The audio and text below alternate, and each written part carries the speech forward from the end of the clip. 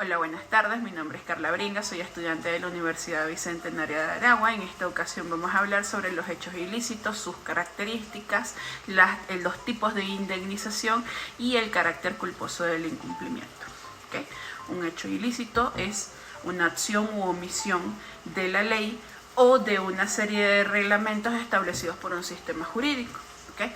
Estos hechos pueden ser de carácter civil o penal. Este tipo de hechos son considerados ilegales y pueden dar lugar a responsabilidades legales para la persona o entidad que lo comete. Los hechos ilícitos pueden ser de naturaleza penal o civil dependiendo de las consecuencias o la gravedad de los actos cometidos. Entre las características de un hecho ilícito está que debe ser contrario a la ley, es decir, que viola una norma jurídica o reglamentaria. Entre estas pueden estar incluidas la administrativa, la penal, la civil, entre otras.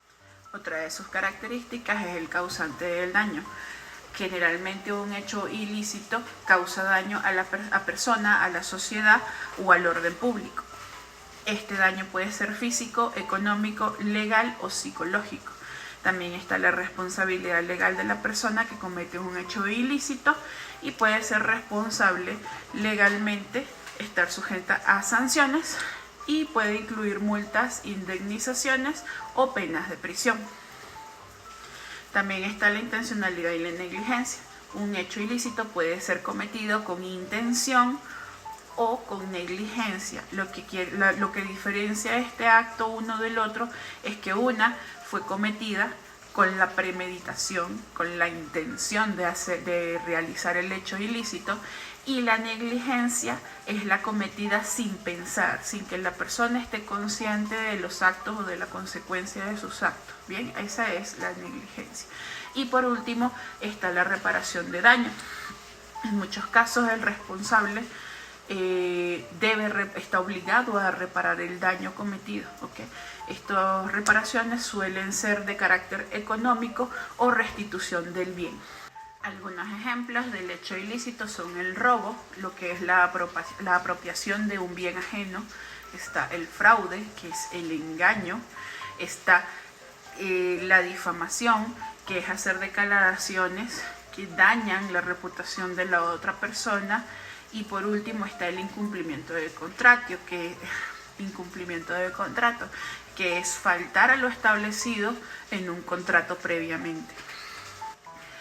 En resumen, un hecho ilícito es cualquier acción que infringe la ley y que puede resultar en consecuencias legales para el infractor. Ahora que tenemos un poco más claro lo que es el concepto del hecho ilícito, vamos a pasar a lo que serían características específicas de los hechos ilícitos, como lo son la unicidad. Todos los hechos son únicos, ¿ok? Tienen características únicas. Por ejemplo, un accidente de vehículo tiene características y circunstancias únicas. Bien, eso es lo que diferencia un hecho ilícito, la unicidad. Bien, luego está la causalidad. Todo hecho tiene una causa que lo origina. Por ejemplo, en el robo, lo que origina un robo es el hecho de querer apropiarse, ¿okay?, del bien ajeno. Eso es la causalidad. Luego está la descriptibilidad. ¿Okay? La descriptibilidad es la forma detallada en la que se describen los hechos. Por ejemplo, un informe policial describiendo los hechos de un caso es propio de la descriptibilidad. Bien. Fuente de producción o agente del daño. En todo hecho ilícito existe una fuente de daño. ¿Okay? En el caso de una negligencia médica, el médico en este caso es la fuente de producción o agente del daño. ¿Correcto? Y por último está la repercusión en una estructura particular, o sea, el protagonista, la víctima. La que afecta a una víctima o protagonista específico. Bien.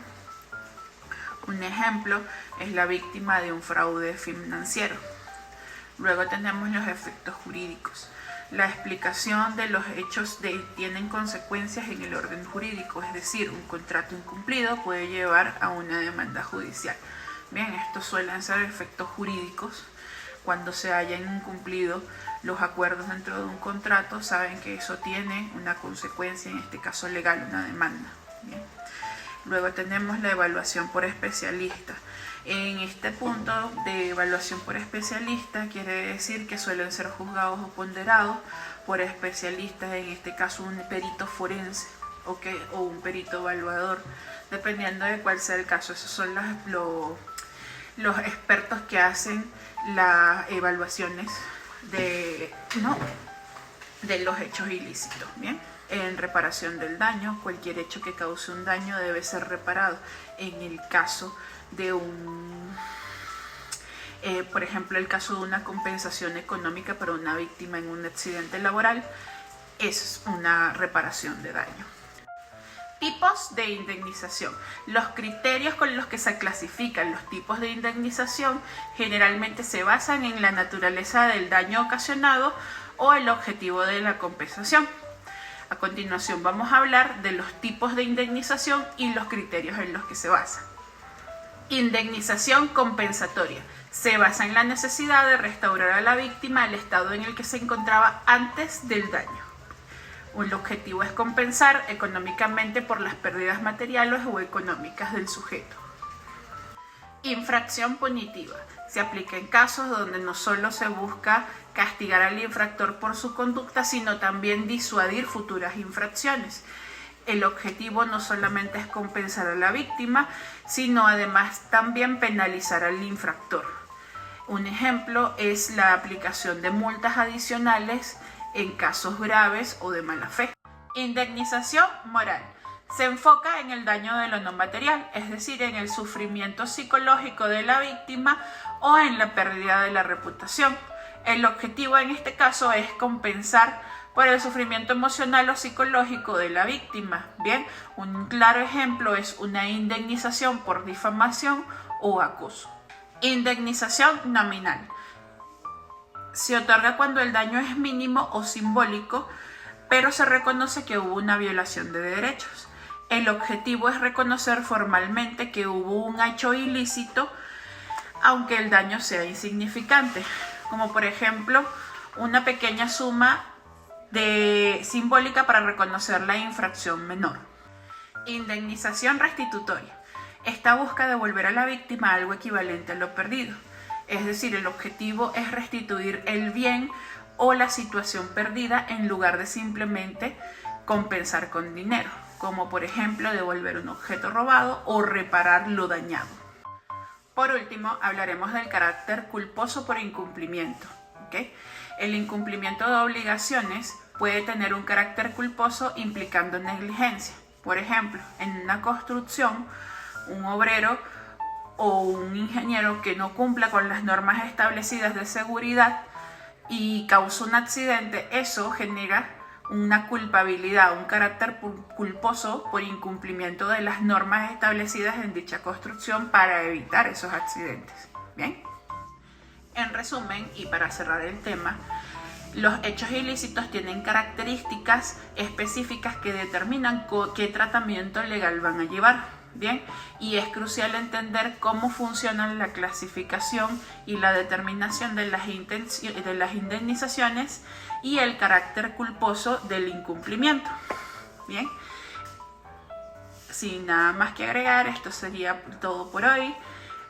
Muchas gracias por escuchar, espero que le haya servido el contenido antes brindado. Denle me gusta al video, escríbanme abajo sus sugerencias y comentarios con respecto a la exposición antes dada. Muchas gracias, chao.